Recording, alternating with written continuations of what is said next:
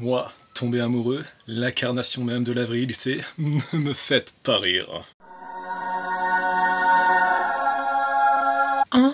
Hello home. Aujourd'hui, nous allons parler de l'épisode 16 de la saison 4 de Shingeki no Kyojin. Il s'agit de l'ultime épisode de la première partie. La deuxième partie devrait arriver en hiver 2022. Alors, je vous rassure, ce n'est pas novembre-décembre 2022, mais ce sera plutôt janvier, février, mars de l'année 2022. Il va donc falloir attendre plus ou moins un an, ce qui est tout de même beaucoup. D'autant plus que cet épisode est particulièrement frustrant eu égard au sort de Levi, parce qu'on ne sait absolument pas ce qui s'est passé avec notre commandant préféré de la brigade d'exploration. C'est d'autant plus rageant que l'épisode commence directement après l'explosion. Nous voyons notamment Ange prise en otage par Floch et les pro-Jaeger entendre la détonation et se diriger vers l'endroit où a eu lieu la déflagration. Hélas, mille fois hélas, nous n'apercevons pas Levi. En revanche, Zeke, qui s'est donc fait exploser avec la lance foudroyante, est a priori mort. La lueur quitte ses yeux et une titan l'enveloppe à même ses entrailles. C'est la première fois qu'un titan a un tel comportement et vu l'importance scénaristique de Zeke, rappelons qu'il est de sang royal et que sans lui, il ne peut pas y avoir de grand terrassement, il est fort probable que Zeke d'une manière ou d'une autre parvienne à survivre. Notez qu'il semble apercevoir une petite fille, probablement Ymir. Allez savoir le lien entre ces deux-là, le sang royal sans doute. Quid de Levi?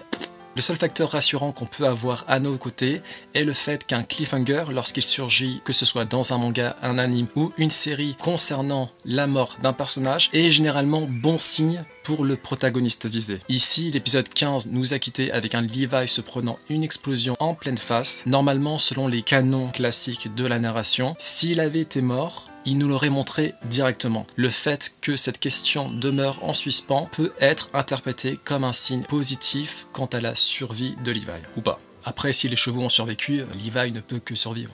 Dans le meilleur des cas, il devrait être grièvement blessé et au pire des meilleurs scénarios, être dans l'incapacité de combattre par la suite. Une autre partie de l'épisode qui a attiré mon attention est cette vive discussion entre les camarades de Eren quant à sa potentielle psychopathie ou pas. J'ignore si ce terme existe, mais le fait est que l'on a d'un côté Mikasa, Armin et Jean qui sont plutôt à dire que Eren fait tout ceci pour une bonne raison entre guillemets, et de l'autre côté on a Connie qui est persuadé que Eren est devenu le dernier roi des enfoirés. Pour ma part, j'ai plutôt tendance à rejoindre l'avis de Connie. Évidemment, il ne pensait pas totalement ce qu'il a dit quant à Armin et Mikasa, particulièrement Mikasa. Il n'empêche que c'est à cause de lui que Sasha est morte. Il les a contraints à venir le sauver parce qu'il savait qu'il est le seul détenteur du titan original et qu'ils ne peuvent pas laisser l'ennemi s'en emparer au risque d'être éradiqué de la surface de cette planète. De fait, nos comparses sont entrés en guerre, et qui dit guerre dit victime. Sacha a été la victime collatérale de ce conflit entre Mar et le paradis eldien. J'entends bien que Eren a pu explorer le passé de ses prédécesseurs, notamment Grisha, via son contact physique avec Historia il y a 3 années de ça, mais dans tous les cas, ça ne justifie absolument pas ce qu'il a commis par la suite. Il aurait fallu poursuivre cet idéal de paix entre Mar et l'alliance de la coalition orientale et de l'autre côté l'île de paradis, plutôt que de déclarer unilatéralement la guerre à tout le monde. Autre partie qui m'a plutôt plu, c'est le fait que Yelena n'ait pas hésité à descendre cet imbécile ayant insulté la mémoire de Sasha. Il a ainsi commis un parjure impardonnable et ce faisant a perdu la vie. Ça fait zizir. Yelena a une certaine classe, il faut bien l'admettre, mais la MVP Most Valuable Player du show, c'est sans conteste Pieck. Non seulement parvient-elle à s'infiltrer avec succès parmi les squads Jaeger, mais elle réussit à entraîner ce dernier précisément là où elle le souhaitait, histoire que Porco puisse tenter de le tuer, ce qui n'arrive évidemment pas. Eren est le personnage principal de Shingeki no Kyojin, l'œuvre ne peut pas s'arrêter tout de suite, mais quel coup de maître de la part de Pieck. Ça, combiné à sa prestance naturelle, son sourire enjoliveur, ses cernes coussinées envoûtant au possible, comment ne pas tomber amoureux d'un tel personnage? Impossible. D'ailleurs, GG à celles et ceux qui ont remarqué la présence de Porco lorsque Pieck salue les pro-Jaeger d'un signe de la main et d'un sourire ravageur. Nous voilà désormais en guerre complète. Mar n'a pas attendu que la coalition orientale vienne à ses côtés. Mar attaque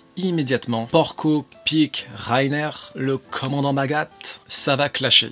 Mappa a mis les moyens en matière de mise en scène, on est totalement hypé. Ce moment où Eren dit Reiner, je le dis très mal. Quel cliffhanger horrible, sachant que nous allons attendre un an avant la suite. Notez à ce sujet que Mappa a fait l'effort de dessiner les titans, notamment celui de Eren, et lorsqu'on fait la comparaison entre le titan 3D des premiers épisodes et celui-ci dessiné par les équipes de Mappa, c'est le jour et la nuit. On ne peut qu'espérer que cette fois-ci Mappa ait suffisamment de temps pour appliquer de la 2D traditionnelle au titan et plus généralement à toutes les scènes d'action. En soi, la combinaison de la 3D et de la 2D peut donner des merveilles, on l'a vu avec Kimetsu no Yaiba, on l'a vu également avec Jujutsu Kaisen du même studio. Si on pouvait retrouver la 2D sublimissime de Wit Studio, ça serait parfait. Il n'empêche que globalement, Mappa a réussi son pari. Cette première partie de saison 4 est superbe et il me tarde de voir la suite. Courage à celles et ceux qui comptent attendre un an avant la partie 2. J'imagine que bon nombre vont craquer et lire le manga, sachant que le dernier chapitre devrait être arrivé à l'instant où je publie cette vidéo. Tenez-vous pour dit, Shingeki no Kyojin va être une œuvre incontournable